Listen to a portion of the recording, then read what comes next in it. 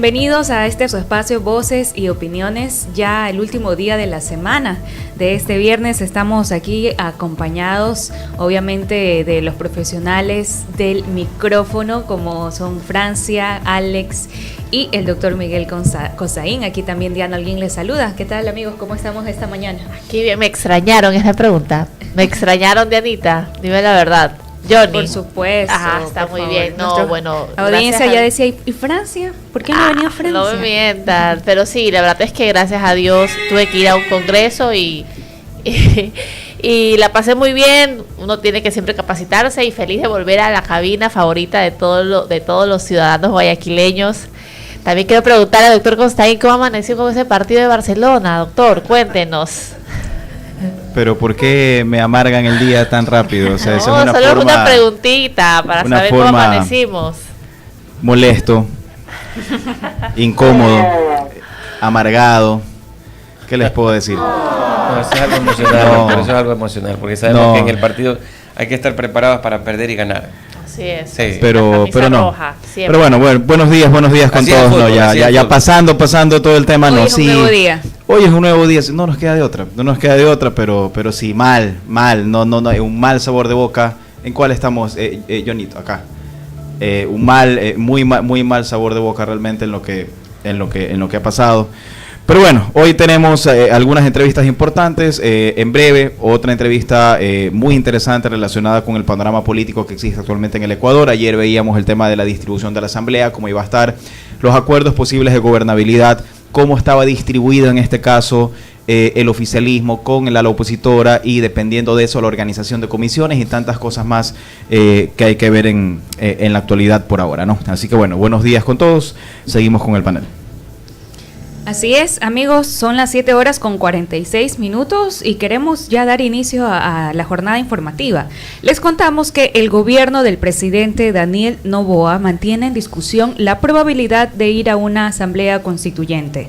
La Corte Constitucional resolvió un pedido de un ciudadano en el que se aclaró cuáles son los pasos y requisitos que deben cumplirse para ejecutar este proceso y que sea calificado por los jueces. El 1 de mayo de 2025, por unanimidad de los jueces de la Corte Constitucional, se rechazó y archivó una solicitud de convocatoria a una asamblea constituyente que planteó un ciudadano identificado como Galo Ortiz Pico, representante de la Corporación Docentes Investigadores del Ecuador, DINEC, y la Fundación de Derechos de Inclusión y Consolidación de Servicios Sociales. Sin embargo, recordemos pues que eso aún está en discusión y es algo de lo que hemos venido hablando también en estas últimas semanas en Voces y Opiniones. Y aquí tenemos una voz oficial, sí, doctor, por claro, favor. Sí, pero en esa parte es sumamente importante lo que resolvió la Corte ayer, sumamente importante por todo lo que se ha venido conversando, sobre todo por el tema de la elección, en este caso de los posibles asambleístas constituyentes, porque aquí el debate si puede ser directa, si puede ser nominal o debería ser abierta por elección popular. La Corte termina resolviendo que el estatuto determina un sistema de elección. Acá yo he sido bastante claro, por ejemplo, en la fórmula, para mí, cuál es la fórmula que debería optar en este caso la función ejecutiva para poder plantear la Asamblea Nacional Constituyente. Primero es una pregunta cerrada, que no sea abierta, sino que sea dirigida específicamente a los puntos que hay que corregir. Y en segundo lugar, que la elección de los asambleístas constituyentes sea mixta, es decir, que pueda venir de una elección popular en un 50% y en un 50% que pueda ser de democracia participativa. Eso quiere decir que no es que son elegidos directamente, sino que son elegidos por las funciones, en este caso del Estado, que ya tuvieron una representación en este sentido. Si es así, yo creo que no habría ningún problema. De hecho, creo que la próxima semana, parece que día lunes, se estará tratando precisamente esto, ¿no? Si la elección de los asambleístas constituyentes en el evento en que esto suceda puede ser dada de forma mixta o siempre debe ser de forma de elección popular. Lo que la Corte ayer termina resolviendo, insisto, es algo sumamente importante y hay otro pedido más de iniciativa ciudadana que todavía está en la Corte Constitucional, no se resuelve aún, así que de eso va a depender también los próximos pasos que se puedan dar para saber si volvemos a emplasticar o no el certificado de votación. Así ya, que ya estoy harta. vamos a ver doctor, si se da o no. Cuando Es el hablamos de sentir de eso, todos, Francis. quien más está cuestionándolo y nadie está preparado nuevamente a ir a elecciones y el papelito, el certificado, eso a cualquiera le arruga la cara. De verdad que hasta Peor me siento que mal. pierda Barcelona. Me debí comprar mi planchita para hacer mi certificado. Ese es el negocio del Ecuador. No, yo decía, cuando hay un dicho que siempre lo escucho en radio y en varios medios digitales sobre la fiesta democrática que es al ejercer el voto. Digo, pero ¿acaso patronales democráticas? Porque estamos a cada rato en fiesta. Pero doctor, me llama la atención para profundizar el tema antes de la entrevista, me llama la atención que estas iniciativas han sido a partir de ciudadanos y no del presidente de la República, hasta ahora, de lo que veo. Claro, lo que pasa es que no solamente ahorita hay dos, o sea, ha habido 8 ocasiones en que la ciudadanía, este fue un observatorio, me parece, un grupo de docentes universitarios que lo presentó, pero siempre ha sido de iniciativa ciudadana, nunca ha existido una iniciativa gubernamental, es decir, la función ejecutiva nunca, del 2008, que tenemos la nueva constitución, hasta la actualidad, no ha existido todavía esa posibilidad. Entonces, veamos finalmente qué sucede, ¿no? Entonces, ahora al entrevistado le vamos a preguntar todos esos temas. Solamente para recapitular un poco, Johnny, si podíamos poner el mismo gráfico que tuvimos el día de ayer, para que las personas que nos están viendo y que nos están escuchando entren un poco en contexto de lo que vamos a tener nosotros ahora con el invitado, que es Lolo Echeverría, un analista político importante, sobre con quien estaremos conversando estos temas. Lo que vamos a conversar y lo que está pasando hoy por hoy, ayer conversábamos que las cosas cambian día a día, ¿no? Ven ustedes ahorita en la pantalla qué es lo que está sucediendo y cómo está el panorama político en la actualidad. Hay 151 curules posibles, 151 escaños que están asignados y de los cuales aparentemente hay 84 votos que votarían conjuntamente con el bloque oficialista y 66 votos que harían en votos de oposición, y hay uno que está en la zona gris, que no se sabe todavía con quién va a votar, ¿no? Y les decíamos que todo este rollo para saber si hay o no hay un cambio constitucional parte de la capacidad que se tenga de llegar a acuerdos en la Asamblea Nacional. Sí, ¿por qué? Porque si vamos a una enmienda constitucional se van a requerir 101 votos. Yo ayer decía que la diferencia entre la reforma parcial y la enmienda, cuando proviene de la iniciativa, en este caso, de la Asamblea Nacional o de la función ejecutiva, si es que la Corte Constitucional así lo determina, va a requerir una aprobación de una mayoría calificada en la Asamblea, que son de 101 votos. ¿Por qué 101 votos? Pues son 2/3 partes de la totalidad de los miembros de la Asamblea Nacional.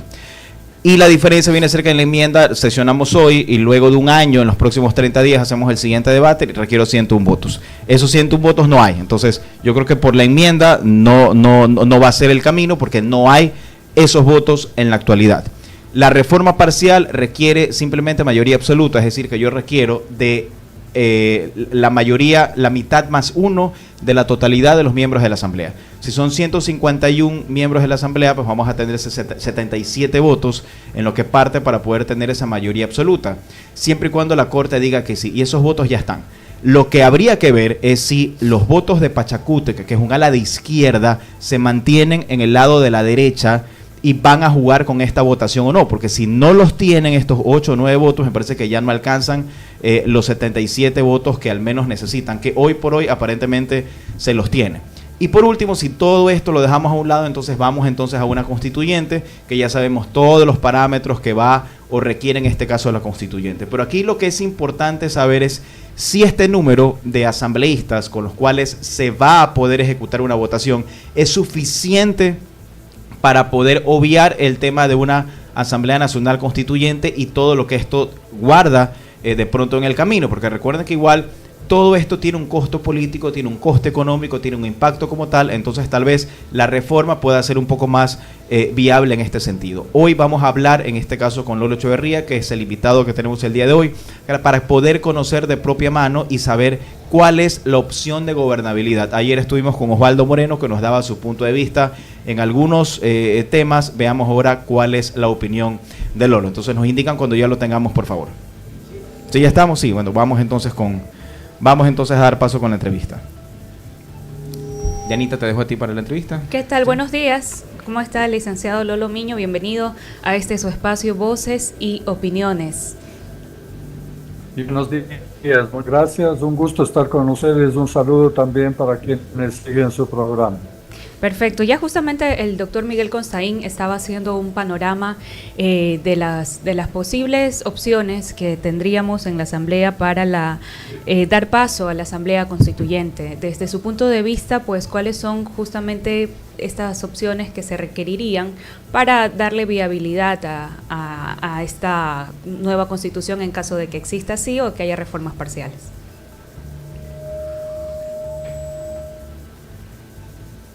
Parece que hay una intermitencia en la comunicación. Parece que el gobierno tendrá facilidad para armar una mayoría en la Asamblea Nacional, una mayoría como para aprobar, una mayoría absoluta como para aprobar enmiendas, eso está claro. Porque el correísmo se cuidará mucho de la disciplina de su bloque legislativo para evitar que se pasen al otro lado y no podrá armar una mayoría absoluta si no se conquista algunos votos del bloque correísta. Así que esto está claro, el gobierno tendrá la posibilidad de aprobar leyes, tendrá la posibilidad de contar con una facilidad de gobernanza, pero es muy difícil que pueda evitar una asamblea constituyente. Por supuesto, hay que averiguar si es que al gobierno le interesaría evitar una asamblea constituyente. Yo creo que no. Pienso que hay mucha gente en el gobierno, en el partido de gobierno, que consideran que tienen que aprovechar las circunstancias de la victoria electoral, la viada electoral, para ir a una reforma constitucional y establecer una nueva constitución. Lo que no deja de ser paradójico, porque todo esto se origina en el hecho de que se considera por parte del gobierno que la constitución vigente es un traje a la medida hecha para el correísmo. Pero si es que nosotros vamos a una asamblea sin que tengamos un proyecto por delante, si vamos con la idea de obviar algunas elecciones y con la idea de tener prácticamente constituyentes nombrados a dedo, entonces en esas condiciones lo que estaríamos es abocados a un nuevo traje a la medida. Esto puede ser problemático para el gobierno y para el país. Correcto, licenciado Lolo Miño. Parece que estamos teniendo una pequeña falla en la comunicación, sobre todo por el internet. Parece que está un poquito intermitente, pero ya lo tenemos ahí de regreso. En todo caso, sí escuchábamos pues acerca de su apreciación respecto a la intención que tendría el gobierno. En este caso, pues, de lo que podemos intuir, parece que sí, sería algo viable, sobre todo porque habría algo que pueda apuntar más hacia beneficios al correísmo con la antigua Constitución. Pero, ¿cómo ve usted también la participación del bloque de Pachacutic? Ellos se habían reunido en esta semana con el ministro de la Gasca. Aparentemente habría un acuerdo con ADN, pero indicaron en un comunicado pues que no era así, lo cual también dijo el representante de Revolución Ciudadana, el asambleísta Ricardo Patiño, que ellos siguen estando en su contienda dentro de su alianza, por así decirlo. Entonces, ¿qué tanto pueden jugar a favor o en contra este bloque de Pachacutic dentro de las reformas o del planteamiento hacia una nueva constitución en el legislativo?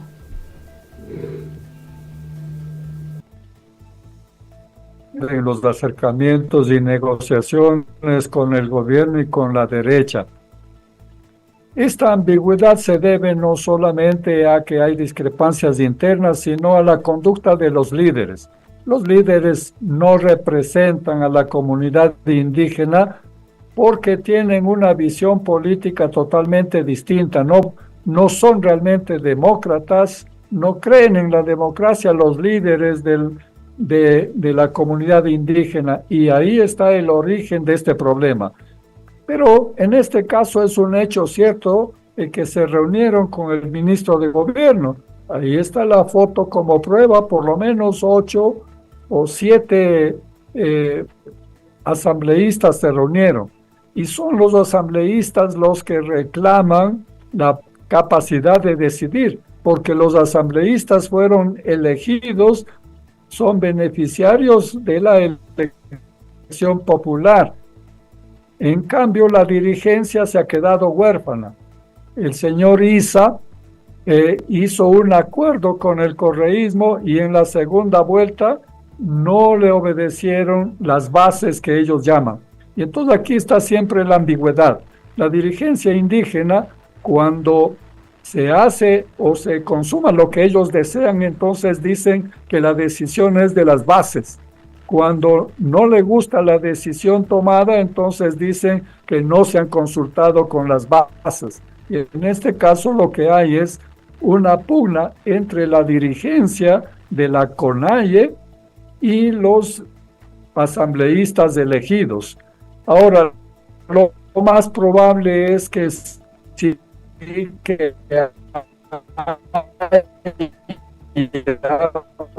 un acuerdo, tal vez 1 o 2 asambleístas se aparten de ello, pero las conversaciones y se ha anunciado que existe un acuerdo. Las 8 horas en punto en la 96.9 FM en Voces y Opiniones.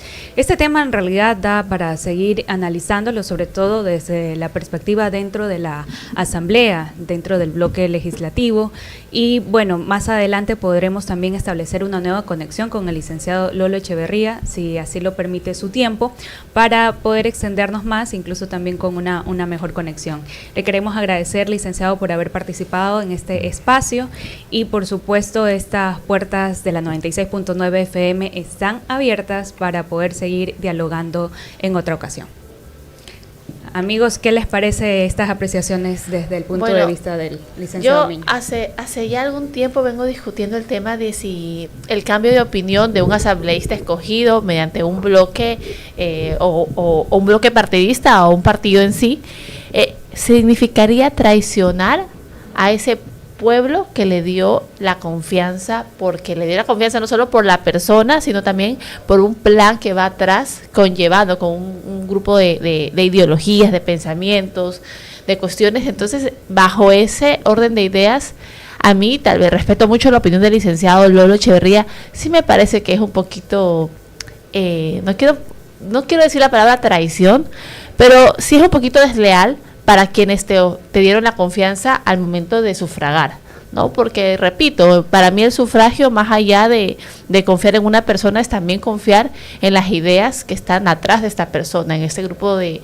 pensamientos, en este partido, en este antecedente. No sé qué piensa el doctor Constaín.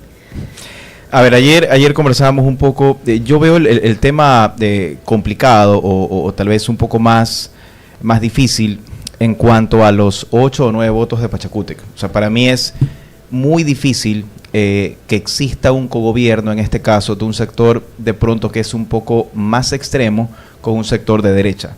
Y vimos casualmente lo que pasó en el gobierno de Guillermo Lasso, cuando estuvo Guillermo Lasso de la mano precisamente con Pachacútec, y cómo terminó todo. Entonces, es una alianza tal vez un poco blanda, ¿no? Ayer también conversábamos este tema de que no es lo mismo de pronto generar un criterio de un acuerdo de gobernabilidad con un sector de izquierda, porque normalmente el sector de la CONAIE, que es el que forma parte de Pachacútec es el partido político de lo que es la CONAIE, y obviamente ellos guardan un sistema de convivencia totalmente diferente, su sistema de cogobierno es distinto, ¿no? Entonces, y yo lo que planteaba ayer era esta duda, si estos 8 o 9 votos tienen autonomía directa para poder tomar decisiones ellos, o requieren que su líder, en este caso el señor Issa, diga por este camino vamos. Entonces, eso es lo que viene a ser un poco complicado y hay que estar viendo qué es lo que pasa en las próximas horas, en los próximos minutos, si este acuerdo se llega a mantener o si este acuerdo no se llega a mantener.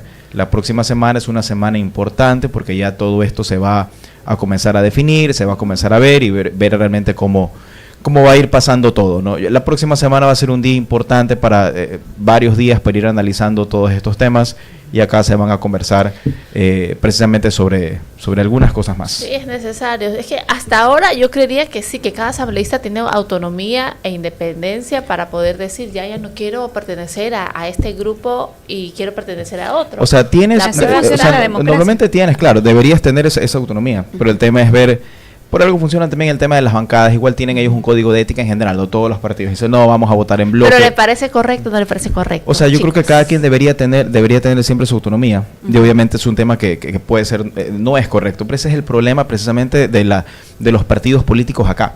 Y ese es el tema que, por ejemplo, no hay. Por eso que se discute la necesidad tal vez de tener esta cámara bicameral, o sea, la asamblea bicameral, para que tal vez esto pueda ser, es una de las cosas que necesita el país.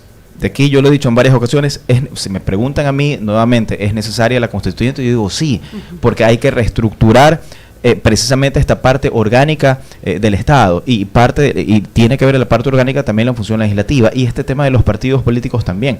Vean lo que pasa tal vez en otros países, donde únicamente tenemos dos grandes partidos finalmente y son los que básicamente comienzan a salir en general, ¿no? Y ver el tema del financiamiento que puede existir también. Entonces son muchas cosas de pronto que pueden ir pasando acá y hay que ir viendo cómo se van podría ser el tema del siguiente jueves. Podría ser el tema. Sí, el jueves, ¿qué tenemos? No podemos hacer spoiler todo lo que tenemos acá. Pero ya hay una planificación que ya tenemos. Normalmente hacemos, acuérdate siempre, a la semana toda la planificación.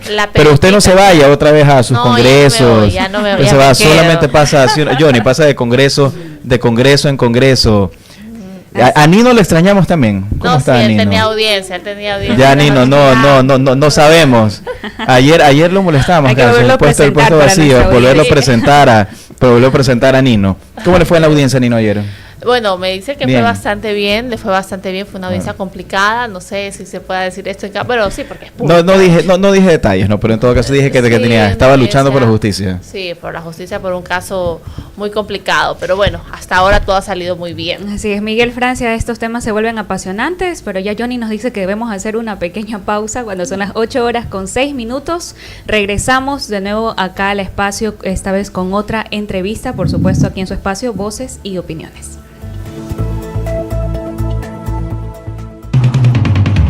La información con un contexto inigualable y diferente. Voces y opiniones de nuestro entrevistado del día. Voces y opiniones, el segmento de entrevistas y análisis de Noticias 96. Vecino, ¿se enteró de la tosferina y la fiebre amarilla? Tranquila, vecina, la prevención es la mejor solución y ya el Ministerio de Salud inició con la campaña de vacunación. Pero, ¿quiénes deben vacunarse contra la tosferina? La primera dosis debe ser aplicada a los niños entre 2 y 4 meses de edad y los refuerzos deben ponerse a los menores que hayan cumplido 18 meses y 5 años.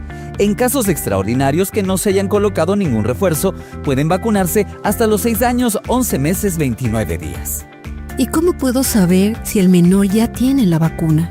Debes presentar el carnet de vacunación y en caso de que el niño no tenga alguna dosis y esté en el rango de edad que te dije, inmediatamente se le aplicará. ¿Y si no tengo el carnet de vacunación? Por prevención, se le aplicará la vacuna. ¿Y a dónde debo acudir para que le apliquen la vacuna? Debes visitar el centro de salud más cercano a tu hogar. También se activarán brigadas de vacunación que irán de casa en casa, en zonas priorizadas de Guayas, Pichincha, Santo Domingo y Manabí. Adicionalmente, brigadas médicas visitarán los centros educativos en los que se haya constatado menores que no hayan sido vacunados. ¿Quiénes deben vacunarse contra la fiebre amarilla? ¡Ojo! Deben vacunarse obligatoriamente las personas entre 2 y 59 años que viven en las provincias de Orellana, Napo, Morona Santiago, Pastaza y Zamora Chinchipe. Para quienes viven en otras ciudades y van a visitar estas provincias, es recomendable la vacunación. Y recuerda, si alguna vez en tu vida ya te pusiste la vacuna de fiebre amarilla, no debes colocarte otra dosis. ¿Y a dónde debo acudir para acceder a la vacuna? Puedes ir al centro de salud más cercano a tu hogar. ¿Y si tengo amigos o familiares que vienen del exterior a nuestro país? Si estos han permanecido más de 10 días en Colombia, Perú, Bolivia o Brasil, deben presentar obligatoriamente el certificado de vacunación contra la fiebre amarilla. Y la vacuna debe haberse aplicado como mínimo 10 días antes de llegar al país. La medida aplica para extranjeros y ciudadanos ecuatorianos. Pero una vez más, si alguna vez en tu vida ya te pusiste la vacuna de la fiebre amarilla, no debes colocarte otra dosis. Entonces, no hay motivo para alarmarse. Todos a vacunarse. Acciones inmediatas, soluciones inmediatas.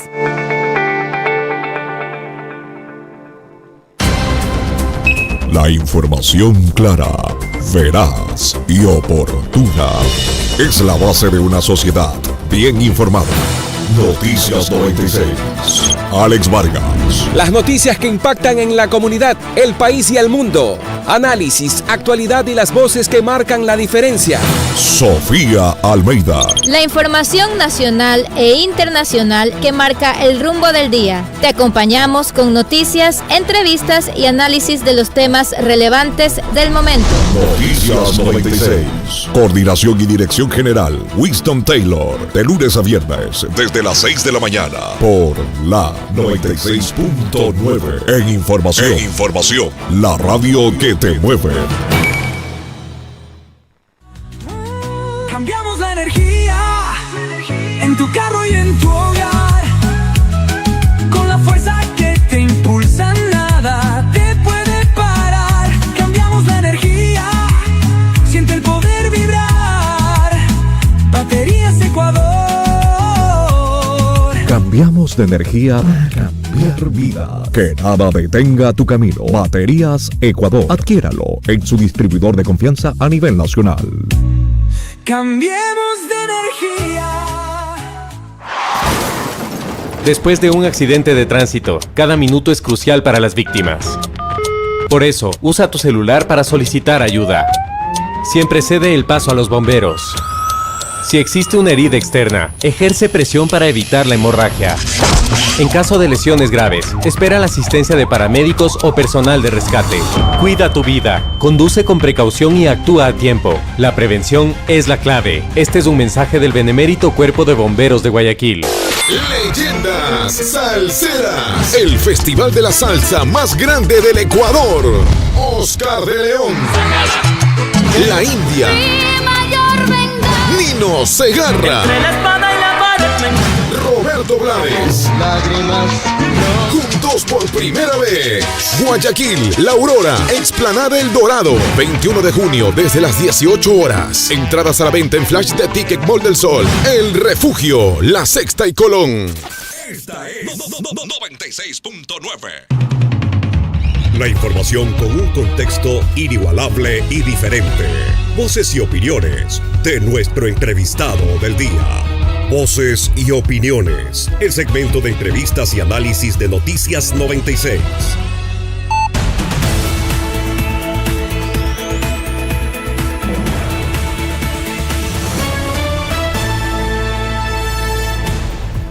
Amigos, son las 8 horas con 12 minutos, 8 con 12 minutos en Voces y Opiniones. Estamos de regreso con más información. Les contamos que tras la realización de una marcha pacífica hasta la entrada a la gobernación del Guayas, representantes de la Unión Nacional de Trabajadores del Hogar y Anexos fueron recibidas ayer por Juan Diego Tandazo, jefe político de Guayaquil, en la sede de la gobernación del Guayas. En la movilización se pidió al presidente Daniel Noboa que apruebe la ley que dignifica el trabajo remunerado del hogar.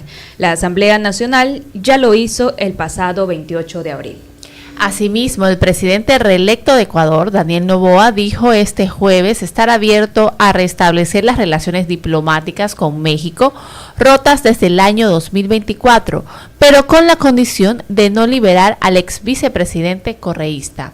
Estamos abiertos, podemos conversar y podemos trabajar juntos siempre y cuando la condición no sea liberar gente sentenciada por la ley ecuatoriana, dijo Noboa en una entrevista exclusiva con la agencia internacional AFP en París, en referencia al entonces vicepresidente del exmandatario Rafael Correa, a quien México otorgó un asilo que Ecuador desconoce. Sabes que esa parte me parece muy bien, que haya por lo menos esa intención de parte de Ecuador. Hay que ver qué es lo que dice México. Recordemos que hace algunas semanas la presidenta Claudia Sheinbaum, la presidenta de México, dijo que no esperaba retomar relaciones con Ecuador, no era de su interés, porque obviamente hay una rivalidad política. Recordemos que ellos están recibiendo como asilados a muchos de los políticos del correísmo que han sido ya sentenciados, ¿no? Perseguidos por la justicia, y eso ha roto las relaciones. Pero más allá de eso también hay que ver el tema comercial, el tema ciudadano. Mira, en todo que ya caso, valiente del presidente Daniel Noboa hacer una publicación como esta diciendo sí, yo sí tengo el interés de reconciliarnos, ¿no? Para tener intereses tanto para México como para los ecuatorianos, siempre y cuando estas condiciones se respeten, es decir, que las sentencias condenatorias se respeten aquí en nuestro país y que los privados de libertad tengan que estar privados de libertad. Solamente para complementar la idea que estaba conversando, es que el tema de los acuerdos comerciales es muy importante, no solamente por la parte económica, sino que también ayuda a dinamizar también el empleo internamente. Recordemos que hay empresas que están ligadas a las exportaciones, que también generan plazas de trabajo, y eso también ayudaría incluso pues a la generación de empleo, y más allá de eso a una relación diplomática. Actualmente no tenemos una embajada de México en Ecuador, y eso también ha generado ciertos problemas hasta para los viajantes, para los estudiantes que han tenido que realizar vuelos o visitas a Colombia, a Perú, a las embajadas más cercanas para solicitar el trámite. En todo caso, bien por esta iniciativa, esperamos pues que tenga un buen recibimiento de parte de México, y ya les estaremos contando más adelante las novedades. Son las 8:15, 8:15, y tenemos ya a nuestra invitada, la doctora Gisela Larrea Ramírez.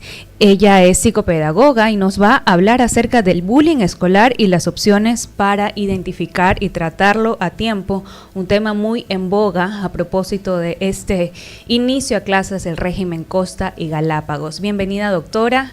Desde acá, Diana Holguín le saluda. Bienvenida a su espacio Voces y Opiniones. Buenos días, muchísimas gracias por la invitación.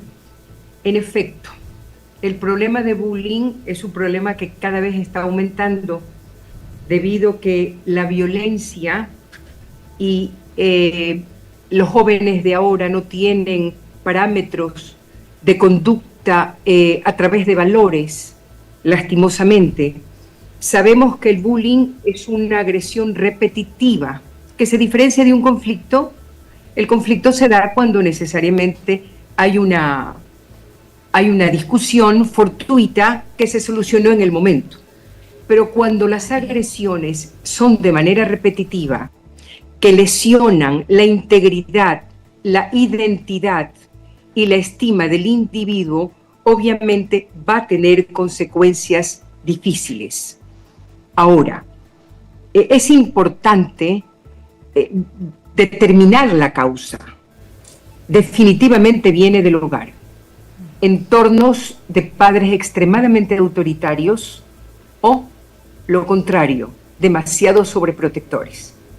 Ambos extremos perjudican el desarrollo emocional del chico. Primero, en el caso de los padres autoritarios que no permiten comunicación, donde las cosas son impuestas sin mantener un razonamiento o dar una explicación del por qué, da lugar a que los chicos guarden resentimientos, guarden furias internas, de tal manera que lo canalizan a veces con los más vulnerables, en este caso con sus pares.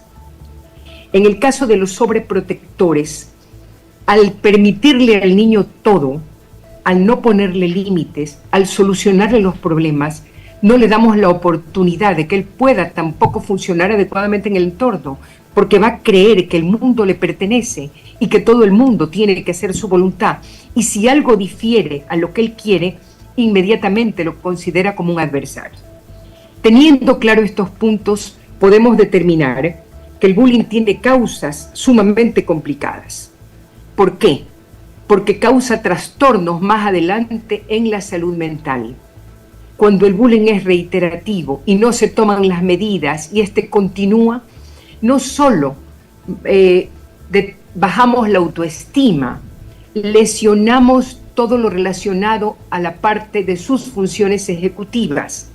Recordemos que el área prefrontal es el área que maneja todas las funciones del aprendizaje, del procesamiento, de la motivación, y dentro de esta área prefrontal hay un área que se llama orbitaria, que es la que maneja la regulación de las emociones. Y muchas veces cuando las emociones no son canalizadas, es decir, por la violencia, y la otra persona por no saber procesarlas y simplemente someterse de una manera sumisa, da lugar a que surjan problemas como ansiedad crónica, problemas de depresión, aumentos de las tasas de suicidio en niños y en adolescentes causados por esta acción negativa, porque el bullying a veces es dentro del hogar, entre los mismos hermanos. A veces los padres de una manera equivocada maltratan a los chicos, se burlan de sus hijos, los minimizan, que causan también ese dolor. Maestros que maltratan a sus estudiantes, que los humillan públicamente y el chico ya no quiere ir a la escuela. Y el bullying, obviamente, que más afecta a ellos es el bullying de sus pares, porque ellos necesitan tener un referente. Y cuando sus pares son los que lo atacan, definitivamente eso va a ser negativo. Entonces, surge... Dígame. Sí, es que justamente ese tema me parece que es bastante interesante conocerlo, porque yo recuerdo que hace algún tiempo alguna psicóloga explicaba a menores de edad y que cuando atacan, por ejemplo, al físico o atacan algún tema específico para hacer bullying, quiere decir que esa persona está insegura de sí mismo, no, más bien está insegura de lo que ve. Incluso puede estar enojado con él mismo y no enojado con el resto, ¿no? Entonces, esto que dice, pues que parte de la familia tiene mucho sentido, hay que incluso darle el valor y la importancia que refiere el caso. Pero entonces, como padres de familia, hay una responsabilidad muy grande respecto a la educación de los niños y a la forma de tratarlos. Entonces, ¿qué pueden hacer los padres para poder modificar esos comportamientos que quizás pueden parecer imperceptibles o pueden ser pasados de agache, por así decirlo? Porque yo he escuchado opiniones de padres que dicen, no, es que yo lo hago para que forje el carácter, yo lo hago para que después no le vayan a ver la cara, pero en realidad le pueden estar causando un daño. Entonces, ¿qué deben modificar los padres para poder ser ese ejemplo que necesitan los niños? Los padres son el primer ejemplo referente para los niños de lo que significa funcionar en el entorno. El padre, madre y padre deben ser siempre padres afectuosos. Los límites deben existir, pero nada que denigre al niño. Hay ocasiones que los padres hacen bromas, los hermanos hacen bromas, se lo permite, la gente se ríe, pero no está en condiciones de entender lo que está sucediendo con el niño. Entonces, todo lo que implique ver los defectos aparentes del niño deben ser eliminados. Recordemos que nosotros podemos tratar de motivar a un chico a través de sus fortalezas, pero no voy a tratar de motivarlo, y peor, de una manera negativa, en sus debilidades. Si yo veo que mi hijo es un hijo callado, o es un hijo que no se defiende, o que no toma riesgos, el riesgo, por ejemplo, de levantar la mano, el riesgo de acercarse a otra persona para conversar, le enseño, pero no lo critico. Generalmente la crítica, cuando no es bien canalizada, se convierte en un fallo dentro de la actitud, sea del maestro o de los padres de familia. Entonces, lo importante es poner los límites, tratar con afecto, y cuando algo el padre ve que no se está estableciendo de la manera adecuada, conversar. El diálogo asertivo es lo que va a salvar situaciones, pero no podemos rechazar de antemano. Gracias, doctora. concuerdo perfectamente, el diálogo asertivo es una de las grandes herramientas para prevenir el bullying. Y también en otro tema, vemos que hoy los celulares básicamente son una herramienta de comunicación y de trabajo en muchos sectores. Esta herramienta, los celulares, ¿cómo ha acentuado el tema del bullying en los niños? Bueno, aquí hay algunos aspectos. El uso continuo del celular altera el sistema nervioso central. Entonces, el chico que está permanentemente con el celular, la misma luz del celular afecta y altera y llena de ansiedad.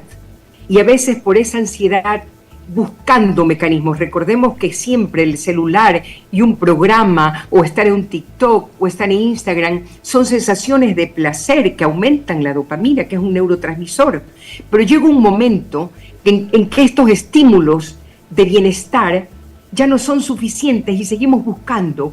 Y en esa búsqueda a veces pensamos que el camino apropiado es utilizar la burla y el camino equivocado. Muchos adolescentes tienen la idea de lo que se llaman los falsos líderes. El líder extrovertido, el líder que ataca, el líder que dice las cosas de manera directa, a veces agresiva, para ellos resulta positivo y es todo lo contrario. El líder es la persona mediadora, es el extrovertido que ayuda, que se solidariza. Entonces tenemos parámetros diferentes de los valores. Entonces, a través del celular, la furia también se manifiesta con las burlas, con fotos que son modificadas, con textos que lastiman, que a veces llegan a tener, cuando se tienen más relevancia y se viralizan, pero es negativo. Tenemos que pensar que no podemos burlarnos de los demás. La burla no hace bien. La burla es un sinónimo de cobardía. Entonces, cuando empezamos a entender eso, a través de programas de lo que implica la empatía, a través de programas de lo que implica la tolerancia y el no discriminar, vamos a modificar esto. Doctora Larrea, ¿qué recomendaciones le podríamos hacer a nuestros oyentes que son padres o adultos responsables? También pueden ser abuelos, pueden ser tíos, que están incluso a cargo de la educación de niños dentro de casa, para que no seamos parte de esta comunidad adulta que en vez de ser un ejemplo, pues está más bien haciendo de un niño pues alguien que es acosador o que también puede ser acosado? Permitiendo, primero, como les dije, el afecto y los límites de temprana edad. Uno puede poner límites firmes, ser firme como una roca y dulce como la miel. La firmeza no implica violencia, no implica imposición. Entonces, cuando uno fortalece a sus hijos con la aprobación, con el cariño, con el diálogo, está en capacidad de poder comunicarse y contar lo que le sucede. Tienen que estar alertas los padres y en el caso de